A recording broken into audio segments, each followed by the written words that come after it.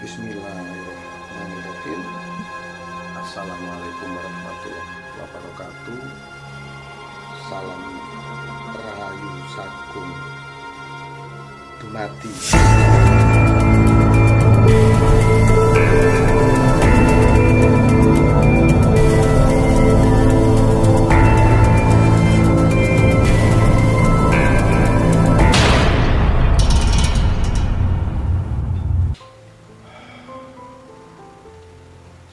Bismillahirrahmanirrahim. Assalamualaikum warahmatullahi wabarakatuh. Salam Rahayu Sagung Dumadi. Sahabat Ki Truno Pamungkas dimanapun Anda berada, syukur alhamdulillah kita panjatkan kehadirat Allah Subhanahu wa Ta'ala yang telah memberikan kita nikmat sehat. Karena dengan nikmat sehat kita senantiasa bisa melakukan segala aktivitas kita sesuai dengan bidang dan profesi kita masing-masing, tentunya dengan hasil yang maksimal, dengan hasil yang sempurna. Maka kita harus selalu bersyukur teman-teman. Kalau kita sudah sehat, nah ini kita harus selalu bersyukur, karena sehat adalah nikmat yang nomor satu. Kalau kita sehat ini ya, kalau kita sehat nih, kita bisa melakukan aktivitas apa saja, mengejar segala impian-impian kita, gitu teman-teman ya. Jadi kita harus senantiasa bersyukur kalau kita mendapatkan nikmat ini. Untuk apa kita hebat, kita memiliki apapun juga kalau sakit-sakitan ya nggak bisa kita istilahnya menggunakannya. Itu teman-teman. Jadi sehat adalah nomor satu. Jadi harus kita syukuri. Itu teman-teman ya. Dan terima kasih banyak kepada sahabat Ki Truno Pamungkas yang sudah like, subscribe, serta komentar-komentar. Karena dari komentar-komentar itu saya dapat masukan-masukan supaya menambah ide-ide ya, menambah ide-ide untuk terus berkembangnya channel ini. Channel ini dibuat untuk kita saling diskusi, bersilaturahmi, terus menjalankan, menegakkan ukhuwah Islamiyah. Kita bersahabat dengan siapa saja, di mana saja yang bisa melihat channel di Truno Pamungkas. Dan terima kasih banyak kemarin dari teman-teman yang ada di Emirat Arab, di Hong Kong, Taiwan, Singapura, Malaysia, Jepang, juga di Amerika. Jadi terima kasih banyak supportnya, dan terima kasih banyak teman-teman sudah menyapa saya di WhatsApp, yaitu di belakang saya ini ada teman-teman ya, nomor HP dan WhatsApp, cuma satu nomor saya. Dan assalamualaikum yang ada di Jepang, yang ada di Hong Kong, Taiwan, Emirat Arab, juga di Amerika, dan yang rame banget ini yang di Malaysia teman-teman ya. Salam teman-teman yang ada di Malaysia, assalamualaikum. Mudah-mudahan suatu saat kita jumpa apabila wabah ini sudah hilang dari muka bumi. Mudah-mudahan secepatnya hilang ya. Saya berdoa mudah-mudahan di awal Ramadan sudah tidak ada lagi wabah yang menyerang dunia. Ini dunia teman-teman, mendunia. Dan kali ini saya masih akan bercerita tentang Tombak Kanjeng Kyai Ronggo. Masih berdasarkan buku Babat Tanah Jawi atau buku Babat Tanah Jawa. Di sini menceritakan dari Nabi Adam sampai runtuhnya Mataram. Jadi bukunya sangat tebal teman-teman. Nah, di sini saya akan bercerita, saya rangkum, saya singkat padat dan jelas kepada teman-teman ya. Saya menceritakan tentang sejarah-sejarah yang ada di Nusantara, sejarah-sejarah tentang kerajaan yang bisa membangkitkan rasa patriot pada diri kita, rasa cinta kita kepada NKRI, kepada Nusantara. Ini sangat penting karena dengan sejarah, apabila kita mengetahui sejarah tentang nenek moyang kita, itu sangat luar biasa teman-teman. Perjuangannya sangat luar biasa, kehebatan-kehebatannya. Nah, itu yang kita ambil dari sisi positif-positifnya. Jadi dulu di Nusantara ini terdiri dari banyak sekali kerajaan-kerajaan, kerajaan-kerajaan yang sangat hebat. Dan kita bersyukur waktu itu ada kerajaan Majapahit yang mempersatukan Nusantara, akhirnya menjadi Indonesia yang terdiri dari ribuan pulau. Nah, disatukan oleh waktu itu rajanya Hayam Wuruk dan patihnya Gajah Mada, teman-teman. Jadi mempersatukan Nusantara ini akhirnya menjadi negara kesatuan Republik Indonesia yang kita cintai dan damai sejahtera sampai saat ini. Nah, kita harus bersyukur nih kepada Tuhan Yang Maha Esa melalui perantara para pendahulu-pendahulu kita, yaitu Kerajaan Majapahit, terutama Kerajaan Majapahit yang telah mempersatukan Nusantara. Nah, berdasarkan buku inilah saya akan bercerita kepada teman-teman tentang pusaka tombak Kanjeng Kiai Ronggo. Nah, tombak Kanjeng Kiai Ronggo ini dimiliki oleh Keraton Mataram, Kerajaan Mataram, yang saat itu rajanya adalah Panembahan Senopati. Panembahan Senopati ini memiliki putra yang bernama Raden Ronggo, teman-teman. Nah, saat itu di sini Senopati, yaitu Kerajaan Mataram ini masih di bawah kerajaan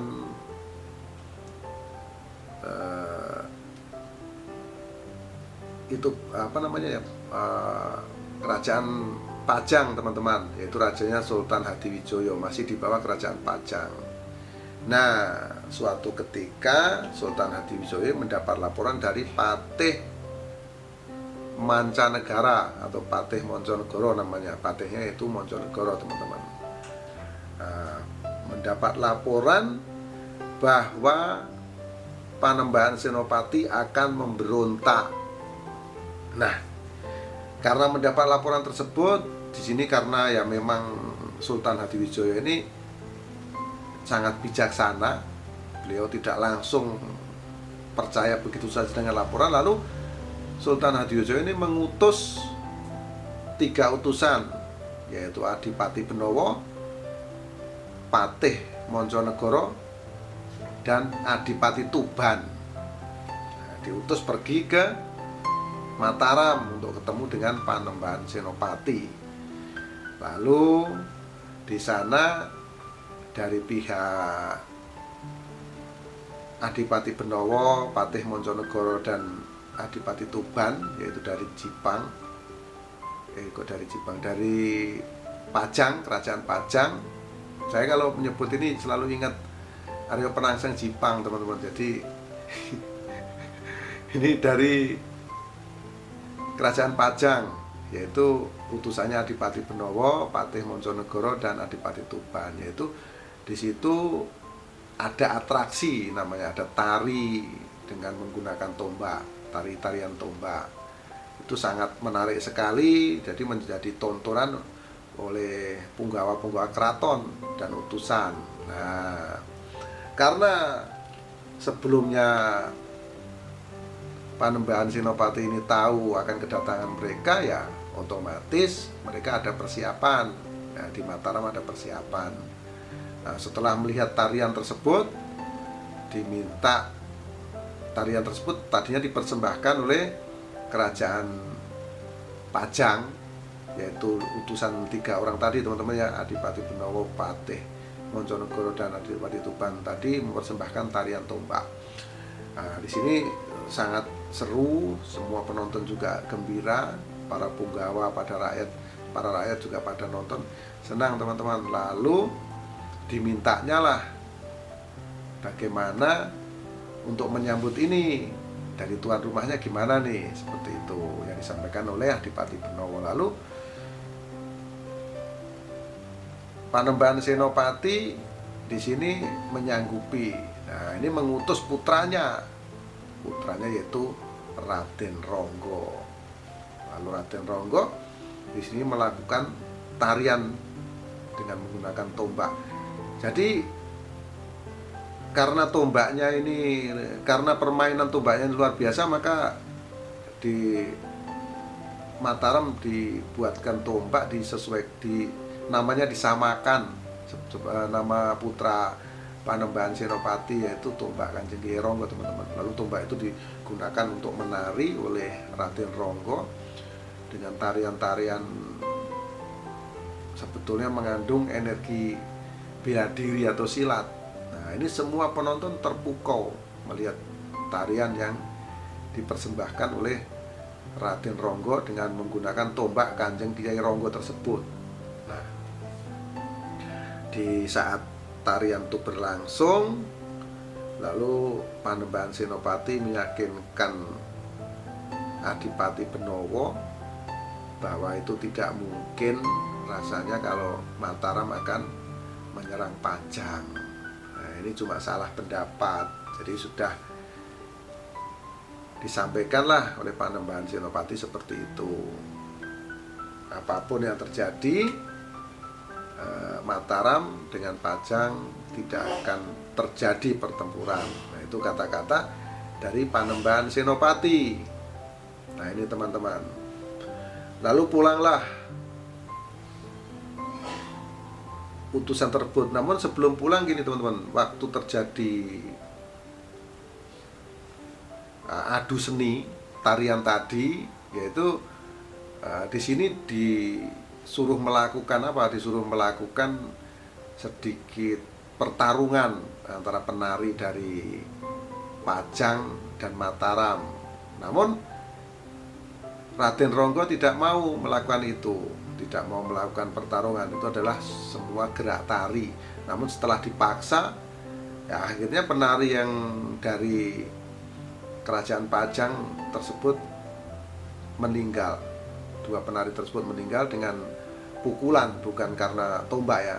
Kalau dengan tombak ya mungkin secepat kilat akan habis, karena memang luar biasa ini Raden Ronggo ini teman-teman saat itu, saat membawakan tarian tombak itu. Jadi semakin pendek landian atau gagang tombak Raden Ronggo ini, semakin cepat gerakannya. Jadi biasanya tombak itu kan ada yang panjang, landiannya tuh bermacam-macam ukuran teman-teman ya. Ada yang panjang, ada sedepa, ada yang berapa, semakin pendek. Nah, tombak Raden Ronggo ini semakin cepat gerakannya, dan tamengnya pun semakin kecil, jadi semakin lincah di sini. Nah, akhirnya di tarian tersebut dimenangkan oleh dari kerajaan Mataram, atau dimenangkan oleh Raden Ronggo, kelihayan menarinya gitu ya. Lalu pulanglah 3 utusan dari kerajaan Pajang, yaitu Adipati Benowo, Patih Monconegoro, dan Adipati Tuban, menghadap Sultan Hadiwijaya, menyampaikan kalau Adipati Benowo menyampaikan kepada Sultan Hadiwijaya bahwasanya tidak mungkin Mataram akan menyerang kerajaan Pajang. Namun beda pendapatnya Patih Monconegoro dan Adipati Tuban. Nah, mereka tetap berpendapat itu akan menyerang kerajaan Pajang. Namun Sultan Hadiwijaya sangat bijaksana, yaitu tidak melakukan pergerakan apapun. Nah, itu dianggap itu memang sebagai tarian, sebagai seni olah bela diri teman-teman ya. Kalau waktu dulu saya masih sekolah ya, saya mengikuti pencaksilat bela diri. Waktu itu saya mengikuti di sini ya, di namanya Porsigal teman-teman ya, Persatuan Silat Garuda Loncat. Itu memang menggunakan musik-musik seperti tarian-tarian teman-teman, seperti tarian, namun sebetulnya itu adalah jurus-jurus silat. Nah, seperti itu ya. Jadi gerakannya itu seperti tarian teman-teman. Namun sebetulnya adalah gerakan silat. Itu mungkin dulu diadopsi dari sana. Jadi saya dulu pernah mengikuti pelatihan itu ya, bela diri, yaitu pencaksilat Porsigal namanya teman-teman, Persatuan Silat Garuda Loncat. Dan banyak sekali saya pindah-pindah. Setelah saya hafal jurus-jurusnya, saya pindah ke sana kemari teman-teman. Jadi untuk menambah wawasan untuk olahraga saat itu. Dan sampai sekarang ya saya masih terus latihan bela diri tersebut. alhamdulillah ya bisa menyehatkan, intinya untuk itu teman-teman. Bukan untuk kita kelahi, namanya kan ini untuk bela diri. Kalau bela diri yang penting kita ini saling saling mencintai lah, kalau saya sampaikan, saling menghargai kepada orang, dan kita pinginnya tuh banyak disenangi orang. Jadi olahraga atau pencaksilat yang kita latihan, yang kita terus latih sampai saat ini tuh gunanya untuk olahraga kalau saya berpandangan, jadi tidak ada untuk apa-apa. Itulah cerita singkat tentang Tombak Kanjeng Kyai Ronggo. Bagi teman-teman yang belum tahu sebelumnya, ya ini sekarang menjadi tahu, kita patut bersyukur. Saya akhiri, apabila ada kesalahan mohon dimaafkan, karena kesalahan mutlak milik manusia termasuk saya Ki Truno Pamungkas, dan kebenaran hanya milik Allah Subhanahu wa ta'ala. Akhirul salam, wabillahi taufiq wal hidayah. Wassalamualaikum warahmatullahi wabarakatuh. Salam Rahayu Sagung Dumadi, salam persahabatan sedunia dari saya Ki Truno Pamungkas.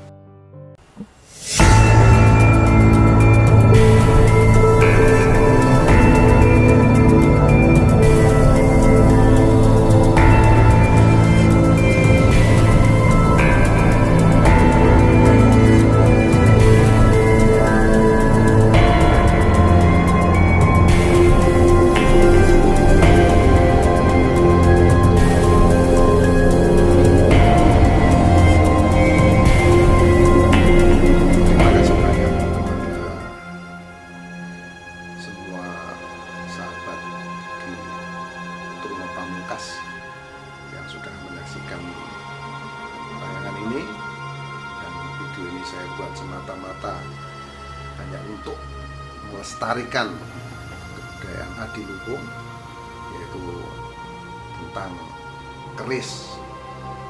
Dan di sini apabila ada kekurangan, ada kesalahan, saya minta maaf yang sebesar-besarnya, karena kesalahan mutlak milik manusia termasuk saya Ki Truno Pamungkas, dan kebenaran hanya milik Allah Subhanahu wa ta'ala. Akhirul salam, wabillahi taufiq wal hidayah. Wassalamualaikum warahmatullahi wabarakatuh. Salam Rahayu Sagung Dumadi, salam persahabatan sedunia dari saya Ki Truno Pamungkas.